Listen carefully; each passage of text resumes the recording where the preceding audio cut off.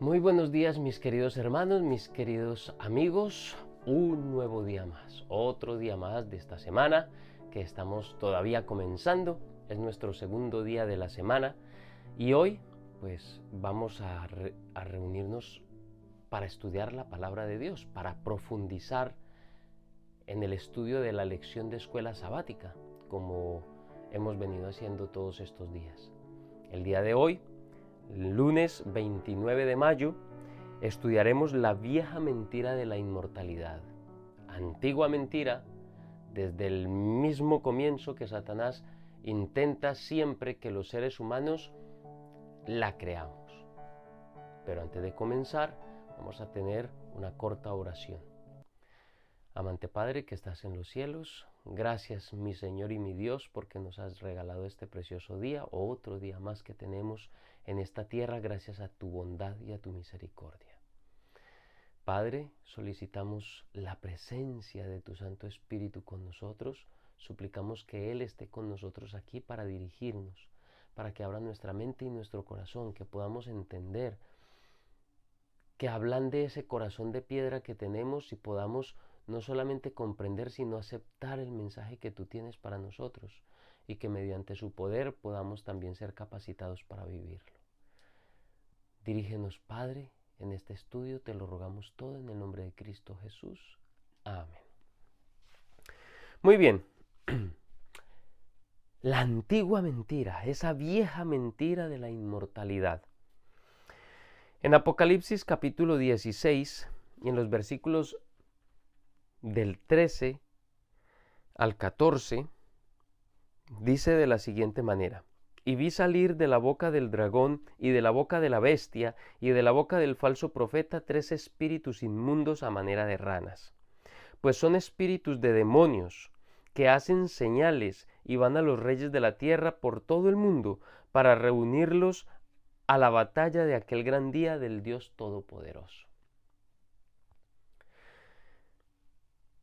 Satanás siempre está queriendo falsificar las cosas que Dios hace, siempre. Dios dice hay que guardar el sábado en conmemoración a la creación. Satanás dice no, hay que guardar el domingo en honor a la resurrección de Jesús, cosa que Jesús nunca ha dicho. Y así sucesivamente, falsifica una cosa, Dios hace algo y la falsifica. En este caso estamos estudiando el mensaje de los 3 ángeles, que son estos 3 ángeles, este mensaje de estos 3 ángeles, los que reúnen al pueblo de Dios, los une, les hace el llamado y llama a este pueblo de Dios que está en medio de ese sistema pagano, por así decirlo, ese sistema llamado Babilonia, la ramera o la bestia. Llama a su pueblo que está allí esparcido, hace el llamamiento también a aquellos que ya han salido y que necesitan estar firmes. Este mensaje de estos 3 ángeles es un mensaje que reúne al pueblo de Dios. Pues Satanás también envía a sus 3 ángeles. Son espíritus de demonios, dice el versículo 14, espíritus a manera de ranas, inmundos, que salen de la boca del falso profeta, del dragón y de la bestia. También envía sus 3 mensajes angélicos, pero son ángeles de demonios. Son los 3 mensajes que reúnen al pueblo de Satanás y los reúne, dice, que reúne a los reyes de la tierra para reunirlos para la batalla de aquel gran día del gran Dios Todopoderoso. Satanás falsifica también el mensaje de los 3 ángeles en un mensaje de 3 demonios para reunir a todos los que quieran alistarse en las filas de Satanás, y si no quieren enlistarse en las filas de Satanás, de manera que los pueda engañar, para que así sea bajo engaño, se queden en este sistema participando de las falsedades, de ese vino embriagador de este sistema, y no puedan obtener la salvación.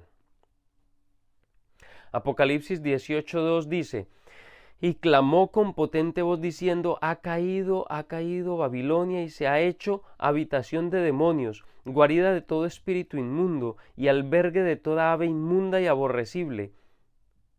Y el versículo 23 dice, luz de lámpara no alumbrará más en ti, ni voz de esposo y de esposa se oirá más en ti, porque tus mercaderes eran los grandes de la tierra, pues por tus hechicerías fueron engañadas todas las naciones. Qué textos tan poderosos y tan dicientes. La gran Babilonia ha caído. Esa expresión ha caído significa que en algún momento estuvo en pie. Y no se refiere a que la gran Babilonia esté muerta en ese momento, sino que la gran Babilonia estaba en pie. En algún momento quizás profesó un mensaje correcto, como fue el caso del protestantismo. En algún momento levantaron la bandera de la verdad, de la justicia en Cristo Jesús, levantaron la bandera de el mensaje de solo escritura, de la palabra de Dios, de no poner las tradiciones por encima de la palabra de Dios. Pero en algún momento todo el sistema se vino abajo, cayeron del lugar donde estaba, quizás sirviendo a Dios de verdad, y ha caído de una posición elevada, espiritualmente hablando, y ahora se ha hecho habitación de demonios, guarida de espíritus inmundos y albergue de toda ave inmunda y aborrecible. Que lo de las aves es solamente como ratificando lo que se ha venido diciendo. Las aves aborrecibles e inmundas son representaciones de demonios.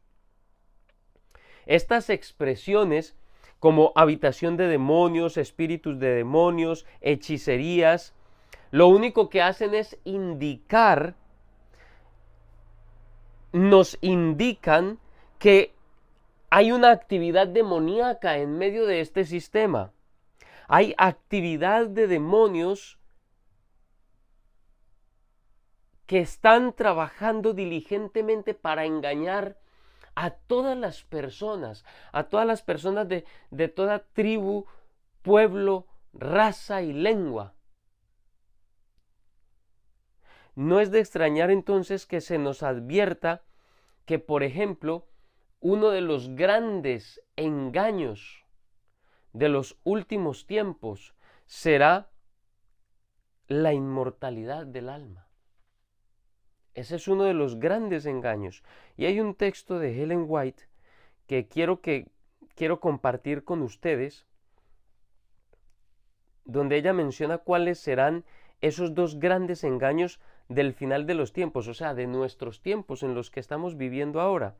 Conflicto de los siglos, en la página 574, la versión electrónica, la versión de la aplicación de los libros de Elena de White, dice: merced a los dos errores capitales, el de la inmortalidad del alma y el de la santidad del domingo, Satanás prenderá a los hombres en sus redes, mientras aquel, la inmortalidad del alma, forma la base del espiritismo, la santidad del domingo, crea un lazo de simpatía con Roma. Los espíritus de demonios, estos tres espíritus a manera de ranas que están representados en los versículos de Apocalipsis 18 como espíritus de demonios, espíritus inmundos a maneras de aves inmundas y aborrecibles, son estos espíritus los que están haciendo un trabajo para reunir a las naciones bajo la rebelión de Satanás, pero lo hace engañando a estas naciones a través de las dos grandes mentiras que ha desarrollado a través de la historia. La primera de estas mentiras es la inmortalidad del alma y la segunda de estas mentiras es la santidad del domingo, la santidad de la veneración en el día del sol. Y hoy nos concentraremos un poco más en la primera de estas mentiras, la inmortalidad del alma.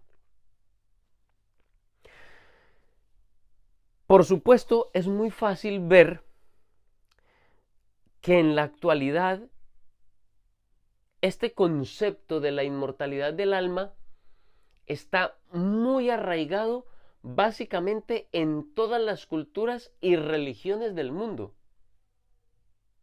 Básicamente, o mejor dicho, en esencia, es una doctrina básica en el 99% del cristianismo. Pero también es una doctrina básica en el resto de las religiones, en el hinduismo, en el budismo, en la religión de los musulmanes. Esto es algo que permea básicamente todas las creencias.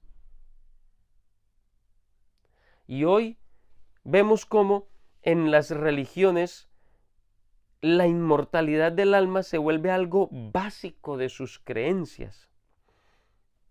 ¿Con cuánta frecuencia, por ejemplo, escuchamos decir cuando alguien muere, el Señor lo tenga en sus brazos, el Señor lo tenga allí en su gloria?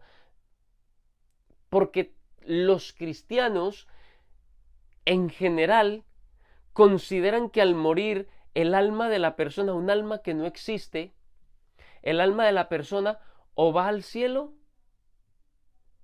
o va al infierno. Si fue buena, va al cielo. Si no fue buena, si no aceptó el Evangelio, si no pertenece al pueblo de Dios, entonces va al infierno, a sufrir y a penar por toda la eternidad en el fuego del infierno. Un Dios justo, lleno de amor, disfrutando del sufrimiento de sus criaturas. Bueno, eso es lo que intentan enseñarnos algunas religiones. Vamos a leer algunos textos que yo quiero que queden claros, porque la inmortalidad del alma está sustentada en el cristianismo bajo doctrina bíblica, pero obviamente utilizando textos fuera de su contexto, utilizando textos fuera de, sacándolos de su contexto original o de la intención que el autor tenía al escribir algunos textos. Lo primero que nosotros necesitamos entender es cómo está constituido el hombre. Porque claro, nuestra cultura occidental está muy permeada por las ideologías griegas de la constitución del hombre. La cultura griega enseñaba la dualidad existencial del ser humano.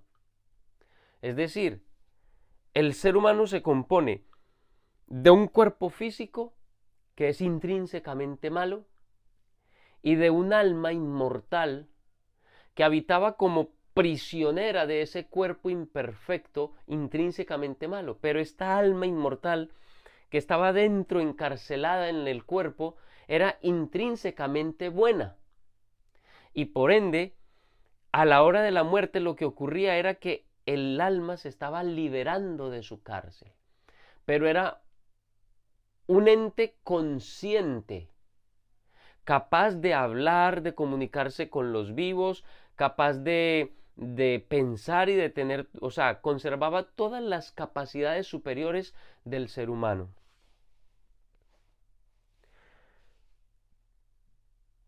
Y al estar tan permeados de estas doctrinas, de estas ideas de la antigüedad, todas las religiones se han contaminado de esta idea, incluso el judaísmo. Los que fueron los guardianes principales de la palabra de Dios terminaron también sucumbiendo ante el poder cautivador de esta doctrina. Pero si nosotros entendemos cómo el cuerpo, cómo el ser humano está constituido, entonces nosotros podemos entender qué es lo que ocurre en el proceso de la muerte y en qué estado realmente se encuentra un ser que muere. Y para entender esto, lo primero que tenemos que hacer es ir a la creación, porque solo la creación nos puede decir de qué se constituye el ser humano. Así que vamos al libro de Génesis en el capítulo 2 y en el versículo 7, la forma como Dios creó al ser humano. Entonces Jehová Dios formó al hombre del polvo de la tierra. Sopló en su nariz aliento de vida. Ojo, formó al hombre del polvo de la tierra, es decir, la parte física. Dios creó la parte física. Es como una idea, es como un concepto que tengo yo. Nosotros siempre nos imaginamos, como el texto dice, que Dios formó al hombre del polvo de la tierra.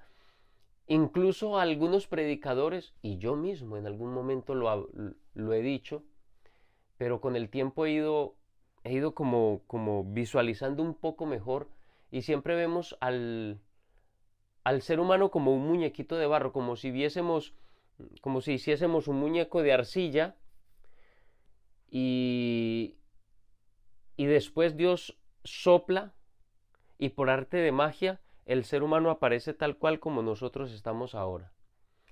Yo creo que poniendo un poco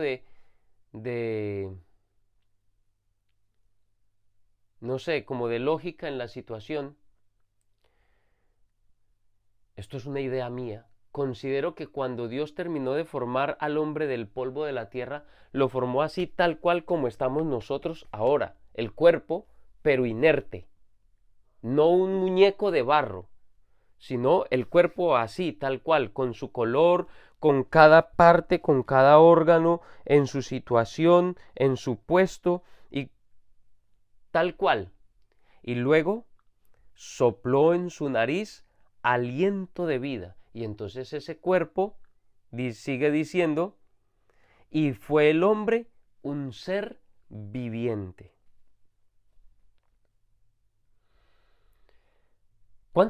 ¿De cuántas partes se compone el ser humano? Yo por ninguna parte en la historia de la creación encuentro que Dios haya puesto un alma inmortal consciente dentro del hombre. Lo que me dice el texto es que sopló en su nariz.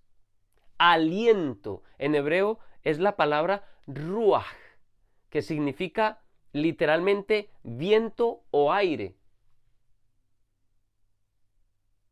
No hay nada más. Eso es lo que es el hombre. Es más, esta misma palabra, en algunos textos, incluso leeremos uno posteriormente, esta palabra ruach también suele traducirse como espíritu. Pero cuando se traduce como espíritu, los contextos no están dando a entender que sea un alma, un ente, un ser consciente que se libera de su cárcel en el momento de la muerte. Realmente ese espíritu no deja de ser ese aliento de vida que Dios puso en nosotros. Precisamente por eso el proceso inverso de la vida, que es la muerte, pues es el proceso inverso de la forma como Dios trajo a la existencia y a la vida el ser humano. Vamos a leerlo en el libro de Eclesiastés, en el capítulo 12 y en el versículo 7. Eclesiastés capítulo 12 y el versículo 7. Dice, antes que el polvo vuelva a la tierra como era, y el espíritu vuelva a Dios que lo dio. Ahí no está diciendo que... Es que los seres humanos, cuando leemos la Biblia, con preconceptos, con ideas preconcebidas, cuando leemos la Biblia, intentando apoyar mi idea de lo que yo creo y considero que es verdad, le añadimos cosas a la palabra de Dios. Lo voy a leer como lo leen, por así decirlo, las religiones que consideran la doctrina de la inmortalidad del alma. Porque lo que están diciendo es que el texto tendría que, si vemos la muerte como lo dicen estas religiones, casi la totalidad de las religiones, este texto tendríamos que leerlo como antes que el polvo vuelva a la tierra como era y el alma inmortal vuelva a Dios que lo dio o al infierno si se portó mal. Pues no, eso no es lo que dice el versículo. El versículo dice que el espíritu, el aliento de vida, el ruaj que Dios le dio al hombre cuando lo creó, vuelve a Dios de todos,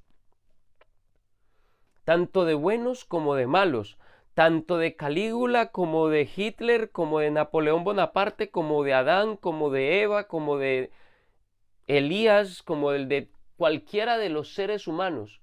Al momento de morir, ese aliento de vida, esa energía vital, esa energía de la que dotó Dios al ser humano para que pudiese estar vivo, eso le pertenece a Dios, es de Él. Y por tanto, en el momento en el que el ser humano muere, esa energía vital vuelve a Dios, que es suya, que nos la dio en el momento de la creación. Y que a aquellos que son fieles a Dios hasta el final, como dice la palabra de Dios, cuando Cristo vuelva por segunda vez, les devolverá esa energía vital, les devolverá ese ruaj, para que nuevamente puedan retornar a la vida, la resurrección de los justos, y puedan finalmente disfrutar de la gloria que Dios ha prometido a todos aquellos que sean fieles. En ninguna parte los textos apoyan realmente que el hombre tenga un alma inmortal.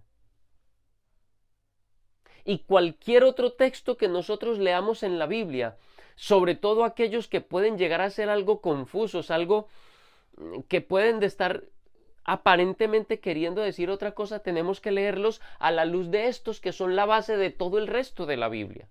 Estos dos versículos, el versículo de la creación y el versículo que explica el proceso inverso de la vida, son la base y el fundamento para nosotros poder entender el resto de los textos que habla la palabra de Dios. En base a estos es que debemos interpretarlos. Y los demás textos no pueden contradecir estos básicos.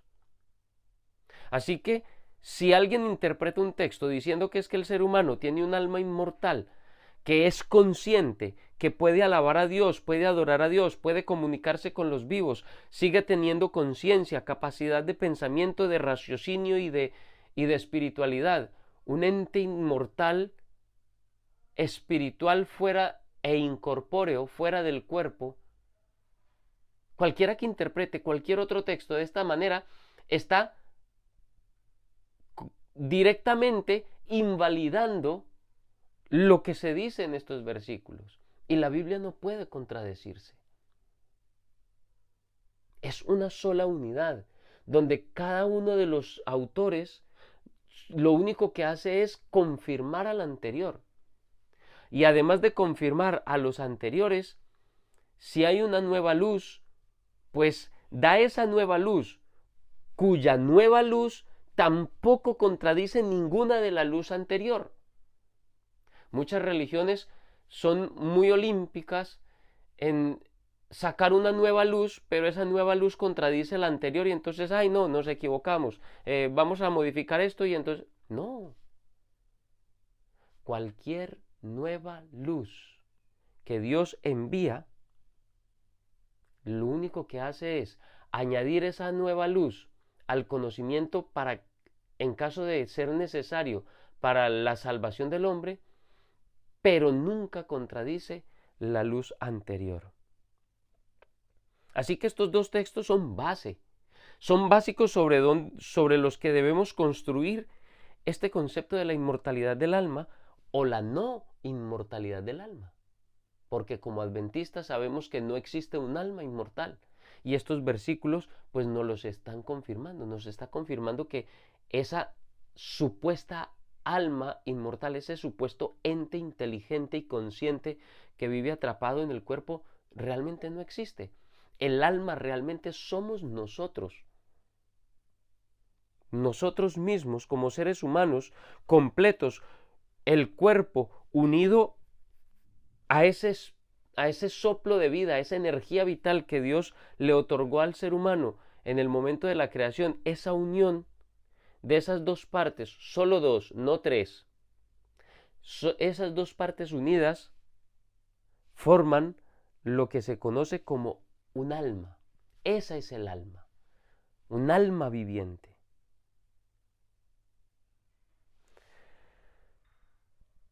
Los autores también nos hablan de que el ser humano cuando muere, pues su energía vital vuelve a Dios que la dio y el cuerpo, el polvo, vuelve a la tierra que lo dio.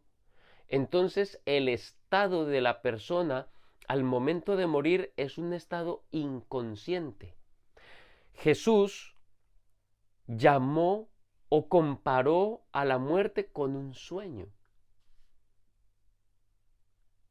Comparó a la muerte como cuando nos acostamos a dormir.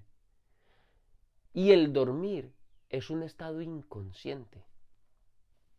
Es un estado en el que nosotros no percibimos lo que está a nuestro alrededor, a no ser que suframos algún trastorno del sueño y nos impida realmente dormir de la manera correcta y profunda. Pero un sueño normal es un sueño en el que estamos inconscientes de las realidades que nos rodean. Jesús lo comparó con un sueño. Cuando Lázaro murió, Jesús le dice a sus discípulos, Lázaro está dormido y voy a despertarle. Y los discípulos no entendieron y le dijeron, bueno, si duerme pues sanará. Entonces él les tuvo que decir de manera directa y clara, ha muerto y voy a despertarle. Y eso de la inconsciencia, del estado inconsciente de una persona cuando está muerta, lo da muy bien o lo clarifica muy bien la palabra de Dios. Tenemos textos como Eclesiastés en el capítulo 9. Eclesiastés en el capítulo 9 y en el versículo 5 y 6. Dice, porque los vivos saben que han de morir, pero los muertos nada saben. Es muy claro, los muertos nada saben, ni esperan nada, pues su memoria cae en el olvido. Sus amores, sus odios, sus pasiones llegan a su fin y nunca más vuelven a tener parte en nada de lo que se hace en esta vida. Texto claro, contundente y al punto. Los muertos nada saben. Todo lo que había acerca de ellos muere. No tienen nunca más conciencia. Su odio, su amor, sus esperanzas, sus aspiraciones, sus anhelos, todo desaparece, muere. Están en un estado completamente inconsciente. El versículo 10 dice, y todo lo que esté a tu mano para hacer, hazlo con todo empeño, porque en el sepulcro a donde te diriges no hay ni trabajo, ni planes, ni conocimiento, ni sabiduría. Alguna vez hablando con un hermano de otra religión, con un querido amigo aquí en España, me decía que nosotros estábamos hablando sobre este tema de la inmortalidad del alma, del infierno, de la muerte, y él me decía, es que cuando nosotros presentamos este texto de Eclesiastés, no estamos tomando en cuenta que Salomón estaba hablando después de haber vuelto de su apostasía y estaba desilusionado de la vida, estaba destrozado por el pecado, estaba aburrido y hastiado de vivir. Estaba desilusionado de todo lo que había hecho y de todo lo que había en este mundo, y que por lo tanto pues este texto no nos está diciendo la realidad. En pocas palabras, eso era lo que me quería decir, que este texto lo que está diciendo no es, o sea, no quiere decir lo que está diciendo. Mis queridos hermanos, mucho cuidado con esos argumentos, porque son totalmente producto de la falacia y de una mente que está tratando de meter su preconcepto, su idea preconcebida en el texto bíblico. El hecho de que Salomón, que es verdad, estaba hastiado ya de todo lo que había hecho, se había dedicado a hacer todo lo que él mismo lo dice, se dedicó a hacer todo lo que se le vino a la mente, todo lo que se le ocurrió, desde lo más malo hasta lo más bueno. Todo lo que se le vino a mano para hacer y experimentar, lo experimentó y estaba hastiado de la vida. Pero una cosa es yo estar hastiado de la vida y hastiado de lo que se hace en el mundo, y otra que sea mentira lo que yo esté diciendo. O que yo no esté en lo correcto con lo que estoy diciendo. Aun cuando Salomón realmente estaba en una situación, en una situación en la que ya no encontraba alegría ni se complacía en lo que se hace en este mundo, no se complacía con la vida, no significa que lo que él estuviese diciendo fuera mentira, porque lo dijo bajo la inspiración del Espíritu Santo. Así que lo que está diciendo, lo está diciendo porque Dios quería que nosotros supiéramos una verdad desencarnada, una verdad dicha de una manera más escueta y cruda, menos adornada y menos poética, pero al fin de cuentas una verdad. Y esa verdad es que cuando morimos, cuando vamos al sepulcro, todo lo que tiene que ver con nosotros, con nuestra conciencia, con nuestros anhelos, con lo que somos, muere, desaparece, y ya no hay más conciencia de nosotros. Ya no queda un alma consciente que sigue conservando nuestros recuerdos, nuestras ideas, anhelos, pensamientos y todo, y que se pueda comunicar con sus familiares para decirle, no, esas cosas no lo dice el texto. El texto es claro cuando deja bien fundamentado el hecho de que los muertos nada saben. El Salmo en el capítulo 30, Salmo en el capítulo 30 y en el versículo 9 dice de la siguiente manera: ¿qué ganas tú con que yo muera, que descienda yo al sepulcro? ¿Acaso el polvo te alabará o proclamará tu verdad? Es algo que le está diciendo David en su sufrimiento, en su angustia, a Dios, pidiéndole su salvación. Y le dice, ¿qué se gana? ¿Qué ganas tú, oh Dios, con que yo muera y vaya al sepulcro? ¿Acaso el polvo te puede alabar? ¿Acaso el polvo puede proclamar tu verdad? David estaba consciente, sabía y conocía que después de la muerte no hay más conciencia, no hay más sabiduría, no queda nada más, solo un estado inconsciente totalmente. En el capítulo 31 y en el versículo 17 dice de la siguiente manera, allí mismo, el Salmo 31, versículo 17 dice, Señor, no permitas que me avergüencen, porque a ti he clamado, que sean avergonzados los malvados y acallados en el sepulcro. Acallados, enmudecidos. No hay más. Después de la muerte, no hay más. Solo un estado de completa inconsciencia a la espera del galardón o de la retribución que vendrá con Cristo Jesús en su segunda venida.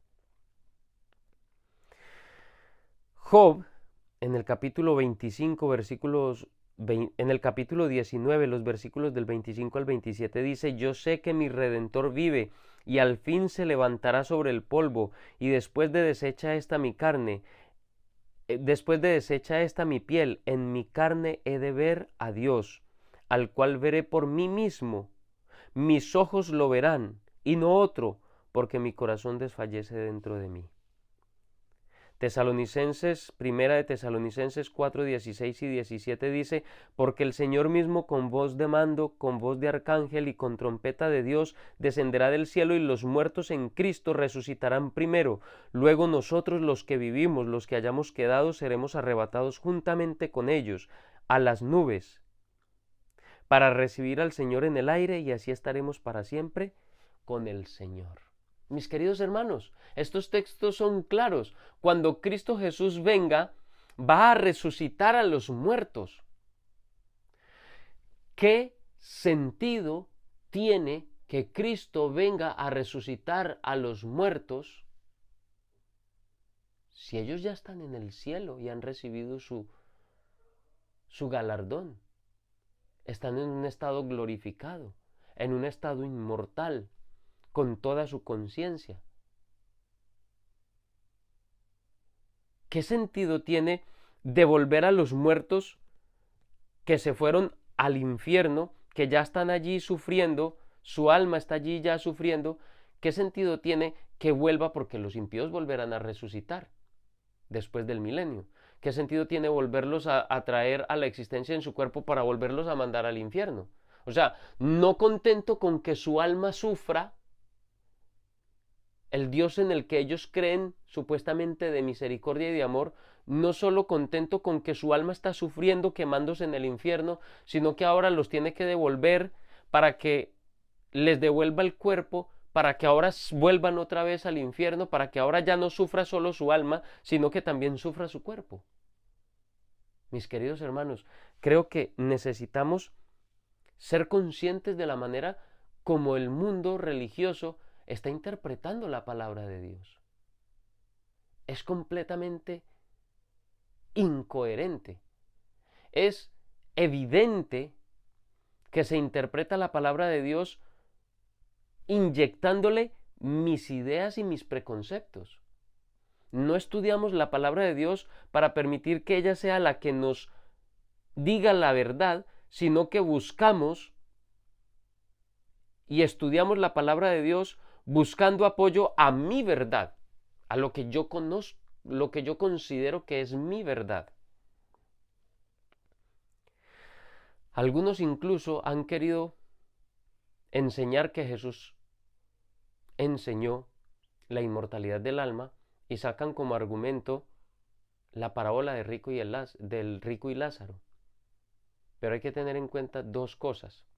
La primera, es una parábola, no es una enseñanza doctrinal, es una parábola. Elementos que no necesariamente tienen que ser reales, pero que traen una enseñanza específica en un momento específico para un público específico. Entonces, primero, Jesús no estaba enseñando con este texto la inmortalidad del alma. Estaba buscando dar una enseñanza de algo que no tenía nada que ver.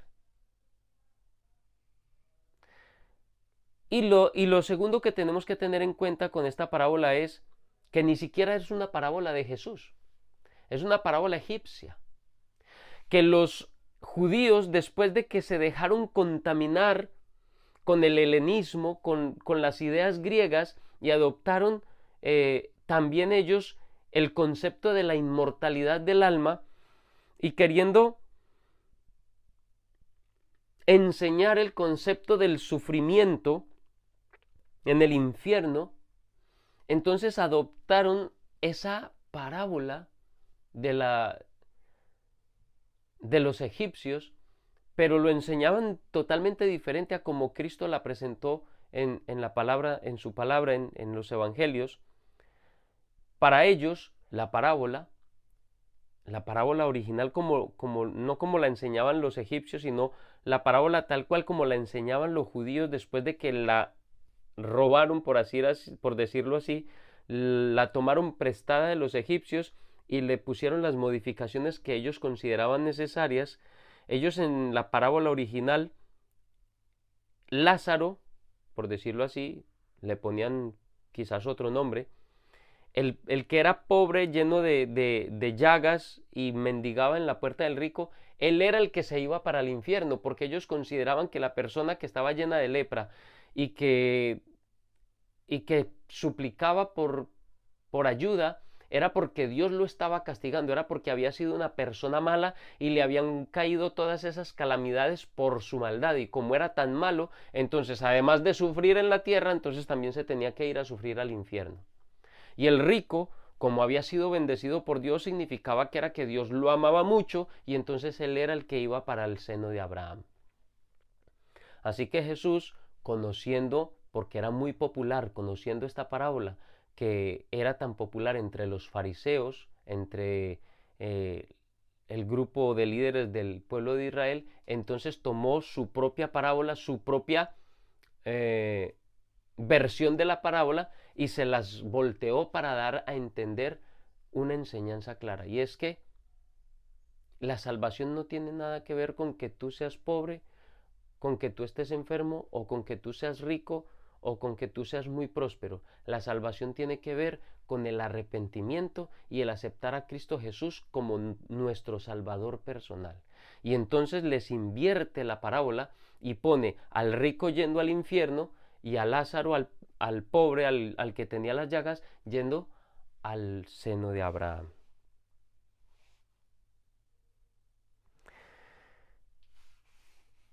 Uno de los pilares básicos de Babilonia, de las enseñanzas de Babilonia, del vino de Babilonia, es esta concepción falsa de la muerte. Sobre esta idea de la inmortalidad del alma, prepara el camino para su influencia peligrosa del espiritismo, para que el espiritismo entre en las filas de los que se llaman cristianos.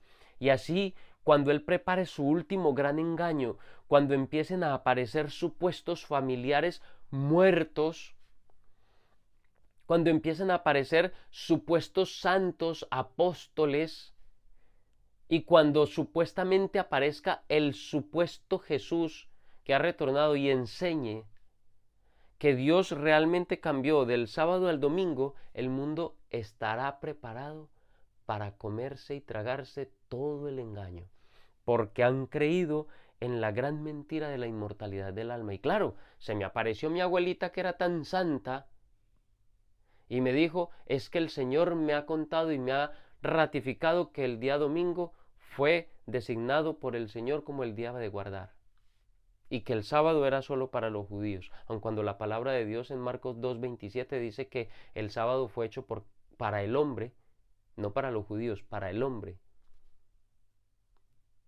El espiritismo es la gran obra de engaño de Satanás. Y la Babilonia tiene como fundamento principal esta espuria doctrina. ¿Qué protección podremos tener nosotros contra estos ataques si aceptamos ese mensaje? Si aceptamos esta idea de la inmortalidad del alma.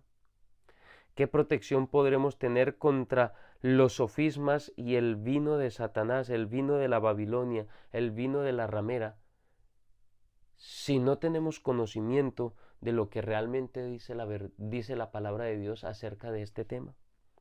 Nuestra única protección se basa en estar firmemente arraigados, fundamentados y cimentados en las enseñanzas de las Sagradas Escrituras, estudiar las Sagradas Escrituras con un corazón sincero, alejándonos por completo, vaciándonos por completo de nuestras ideas, de nuestros preconceptos y sobre todo, mis hermanos, jamás, pero jamás, absolutamente jamás, nos acerquemos a la palabra de Dios intentando encontrar apoyo a mis propias ideas. Porque en el momento en que llegamos a la palabra de Dios buscando un apoyo a una idea mía, en ese momento estamos haciendo un uso ilícito, ilegal y peligroso de la palabra de Dios. Mis queridos hermanos, quiero invitarles para que estudiemos la palabra de Dios, para que demos al mundo este mensaje importante, muy importante. La inmortalidad del alma no es una doctrina bíblica. No lo ha sido y no lo será. Es un engaño y un sofisma de Satanás para entramparte a ti y para entramparme a mí. Que Dios te bendiga en este precioso día y que la misericordia y el amor de Dios te acompañe y que podamos vivir de acuerdo a la palabra de Dios.